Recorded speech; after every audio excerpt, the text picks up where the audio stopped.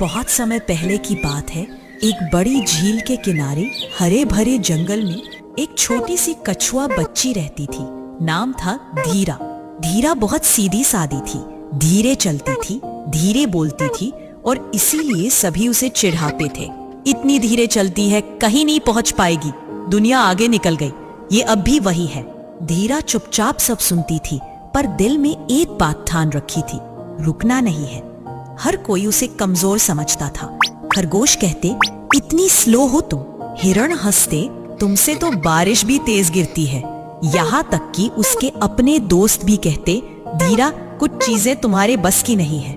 धीरा मुस्कुराती और धीरे धीरे आगे बढ़ती रहती। एक दिन जंगल में भारी बारिश हुई। नदी उफान पर थी, रास्ते टूट चुके थे और एक पक्षी परिवार का बच्चा पानी में बहकर एक छोटे से टापू पर फंस गया। सभी जानवर जमा हो गए, हिरन, बंदर, हाथी, खरगोश, पर कोई भी उस छोटे टापू तक नहीं पहुंच सका। तेज बहाव था, पत्थर फिसलन भरे थे, सब हताश हो चुके थे। कुछ नहीं हो सकता अब, ये शब्द हवा में गूंज रहे थे। धीरा ने कुछ नहीं कहा, बस आगे बढ़ गई। उसके छोटे पैर फिसलते, पानी की धार उसे धक्का देती, लेकिन वो रुकी नहीं। धीमी थी, पर ठान ली थी उस बच्चे को बचाना है।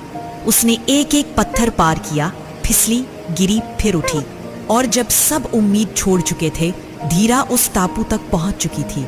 और उसने वो कर दिखाया जो कोई नहीं कर पाया। उसने बच्चे को अपनी पीठ पर बिठाया और फिर उसी धारा को चीरते हुए धीरे धीरे वापस लौट आई। जब वो किनारे पहुंची, जंगल के सारे जानवर सन्न थे। कुछ की आंखों में आंसू थे, कुछ को खुद पर शर्म आई। अब सबके सवाल थे, धीरा तुमने कैसे किया ये सब? तुम सबसे धीरे चलती हो, फिर ये कैसे हुआ? धीरा ने सिर्फ इतना कहा, शायद मैं तेज नहीं चल सकती, लेकिन मैं रुकती नहीं। जिंदगी की रेस में जीतना जरूरी नहीं, चलते रहना जरूरी है। कभी कभी जो सबसे धीमा लगता है, वही सबसे मजबूत होता है। तेज चलना ताकत हो सकती है, लेकिन रुके बिना चलना पहचान बनाती है।